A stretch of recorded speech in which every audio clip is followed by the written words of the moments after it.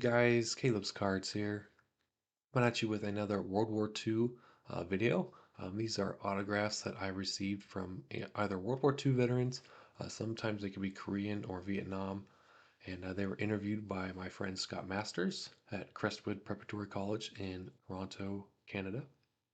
And what he does is he will either send out letters or emails or whatever it may be, and ask to see if he can interview some of these people and kind of get their stories down and many times share them with his history class that he teaches, and also just kind of get these documented down so you can listen to later, or you can read about later. And they're usually he started with Canadian veterans, but he also does American, and he's got German. He's got all of the world really. And what I've done is he met me through the Veterans Breakfast Club, and Scott's link and the Veterans Breakfast Club links are down below in case you were curious of seeing what that's all about. In case this is brand new to you, you just clicked on it. But he just asked, hey, when I write to military veterans or maybe like even NASA astronauts, politicians, whoever it may be, people of interest that might be of something worthy note for him to do, I'll just ask, kind of give his information and just ask if they'd be willing to maybe contact him or allow him to contact them. And we've had a few people reach out, and he's been able to ask for autographs to send to me. Just be nice and just a special favor, I guess. And always cool to get these. So these are people that I wouldn't always necessarily be able to even find addresses for. So it's always a plus. But I thought I'd come with you. Been trying to do this on Wednesdays again. I missed last week, so I do apologize. But I have 3 letters I can read and share with you their stories. So this is going to be Mr. Jim Parks, and he is a Canadian veteran from World War II. He also, if you look at the photos here, he also wrote notes kind of pointing to everything and what everything is. So he was on the hockey championship team in Winnipeg in 1940. There's Fort Osborne, which is right here. His brothers were also in the military as well. He has a lot of medals. He said he's just missing the French Legion of Honor, which is pretty high decoration from France.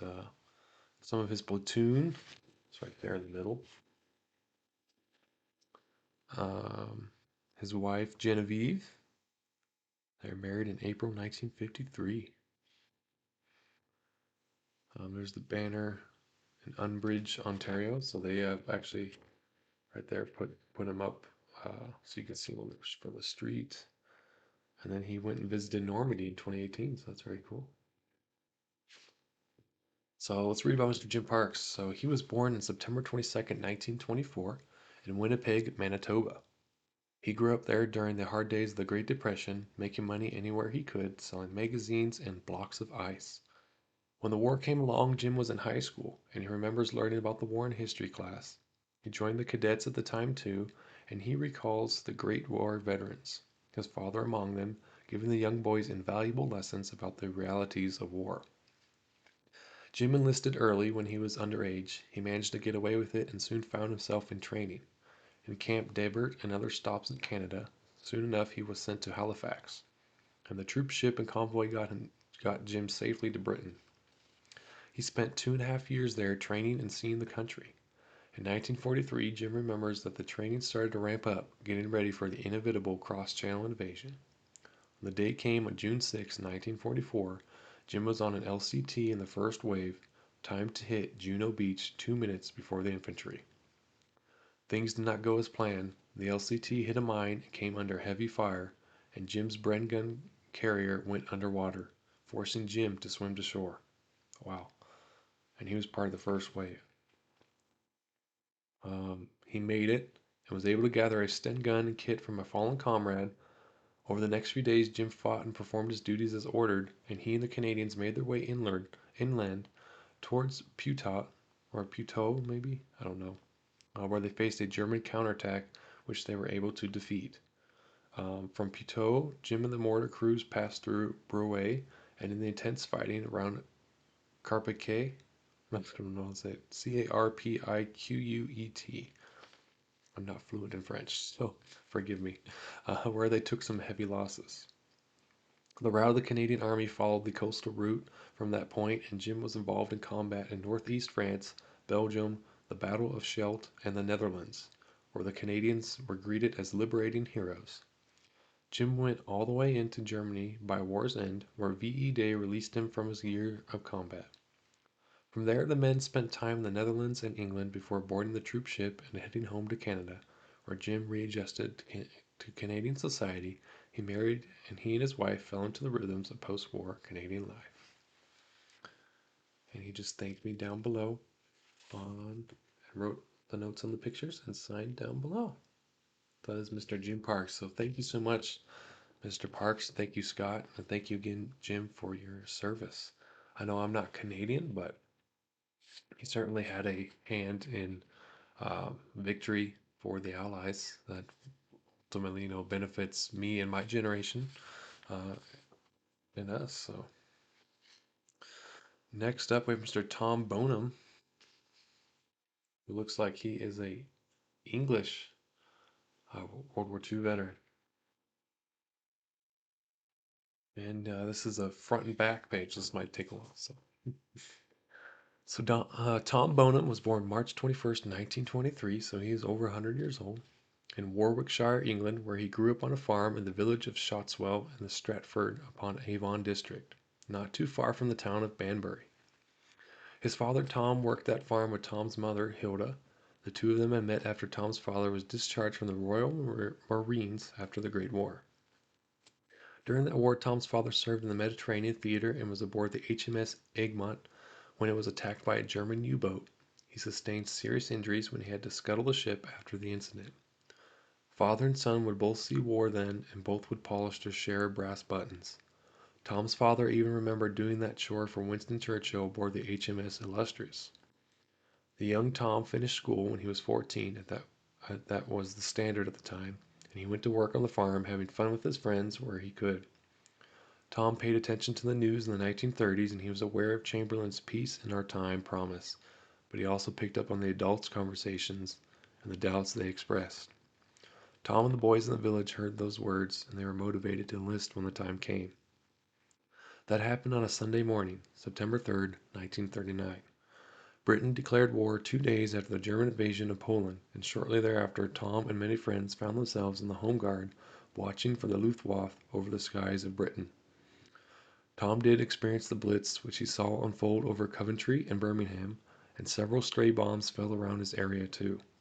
As members of the Home Guard, Tom and the other men also dug ditches, trained for a potential German invasion, moved the street signs, and even guarded the pubs. Tom turned 18 in March of 1941, and by April he was at the Royal Marines Training Center in Exeter. Given his father's Great War disability, he could have applied for an exemption, but Tom did not entertain that idea, and he recalls his father being proud of him. Tom did well with the disciplined training, but as he was still just 18, the Marines sent him to a signal school in Wales for 6 months, where he learned Morse code and other techniques. From South Wales, he headed north, where additional training and route marches took place in the hills and cold of Scotland.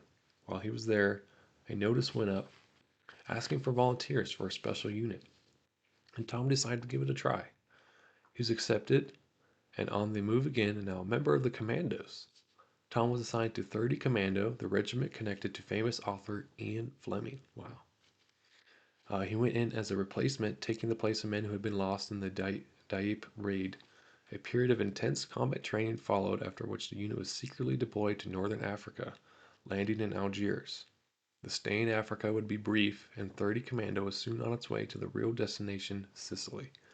They landed there as part of the invasion force, and within a few days, Tom was on a patrol when he was grievously wounded, shot in the shoulder. He was evacuated. He was evacuated to a field hospital and from there to North Africa, where he again found his way to Algiers. Soon he was placed on a troop ship bound for Britain, where he would endure additional surgeries and recuperation. The bullet had done significant damage to his shoulder, having severed two nerves. It would be the end of Tom's time as a commando as he was discharged as medically unfit. He was able to attend Southampton University and study electronics, and for the remainder of the war, he worked for Marconi, testing and calibrating radio transmitters for the RAF. Those skills would serve him well after the war, too, as Tom was able to find specialized work that would lead him to Canada in 1952. Tom Bonham was interviewed by Scott Masters at his home in Tillsonburg, Ontario in July 2023. So I do have his address on there, so I don't want to share it. Just because I don't have permission there, but he did write on the notes there. It says, Dear Caleb, sorry for the delay in sending this. That is all right. But I've been in the hospital for 5 weeks. He had a broken hip. Oh, I'm sorry. I hope Mr. Bonham's doing better. This is from October 19th, 2023. So I hope he's healed up. I was I said a mentor of Ian Fleming Commando, or a member of Ian Fleming's Commando, number 30 Royal Marines Commando. This looks like AO. All the best to you, Tom Bonham. So there's signed down there. And there's the pictures. So really cool. So that's an awesome one right there. So thank you so much, Mr. Bonham. I do hope you're doing better, and I do appreciate your service as well, sir. Finally, we have a American World War II veteran. So we were able to do Canada, we were able to do Great Britain, and now we able to do US. So this is a really cool episode, I think. This is Mr. George Powder, and he did sign down below there. Should look at the pictures a little bit there. You can pause if you like. George Powder was born February 18th, 1923, so he will be turning 101 in New York City. He grew up in the Bronx during the difficult times of the Great Depression, a period that impacted his family and the neighborhood. George recalls that the quality of his schooling varied, but that he took full advantage of the city, exploring with his friends via the subway and learning about the city's places and history. He was also very active in scouting, and that he in fact became an Eagle Scout, something that would help him later in life. George also watched the coming of the war. As a teenager, he learned about Kristallnacht and Neville Chamberlain's ineffective appeasement policy. When the attack on Pearl Harbor happened, George was 18 and in his first semester of college. Because of this, he was initially deferred, but he was called up in short order and sent to Fort Belvoir, and then on to Camp Reynolds, where he developed pneumonia. That illness proved to be fateful for George. He had not been hospitalized, he would have been on a troop ship that was torpedoed and sunk, killing 504 men. Wow, if he'd been on there. They put him on a Liberty ship bound for North Africa not too long after, part of a convoy that landed in Oran, Algeria. So he was probably right alongside Mr. Bonham there, maybe. So after about a month, he boarded a French cruiser and headed to Corsica, where George was stationed on an American airfield for the next 6 months and attached to the 1379th Engineer Petroleum Distribution Company. That's a lot of words. Operation Dragoon took place later in the summer 1944, so that would be D-Day. And again, George was at work building a pipeline in the Marseilles area, but with the coming of winter, the Battle of the Bulge erupted in northern France. With heavy casualties, the Americans hooked to rear echelon units and began the process of moving those men to the front lines. Initially, George went to St. Cyr for infantry training, and then he was called up to the 42nd Infantry Division to replace a combat engineer who had been killed. George joined the 42nd at Nuremberg, and not long after he was involved in the liberation of Dachau, the infamous Nazi concentration camp. At this point, the war was winding down, and German soldiers were surrendering en masse. George took part in the victorious entry of the American army into Munich. His final assignment would come after he was transferred to the Big Red One and sent back to Nuremberg, where it was his job to check the cells for potential ways the Nazi leaders might try to commit suicide. In early 1946, George made his way home, still just 23 years old. He found a job in a greenhouse, the first of few such jobs in the immediate post-war years. Eventually, he bought that greenhouse and made it his career, marrying and raising his family along the way. So, very cool story. And thank you so much, Mr. Powder, for your service. And thank you for signing for me. And again, thank you so much to Scott Thank you to Todd from the Veterans Breakfast Club just for uh, creating a way for me to even get in contact with Scott. Definitely make sure you guys go check them out. Their links are down below. And I do hope you guys enjoyed this episode. I certainly did. We had scope of different perspectives from freed men at from different countries during World War II, and I think that's really awesome. All to have in one collective video. So thank you so much for watching, everybody. I do hope you have a great day, and I look forward to doing more of these for you. I still have a few left. So talk to you later, and have a great day. Bye.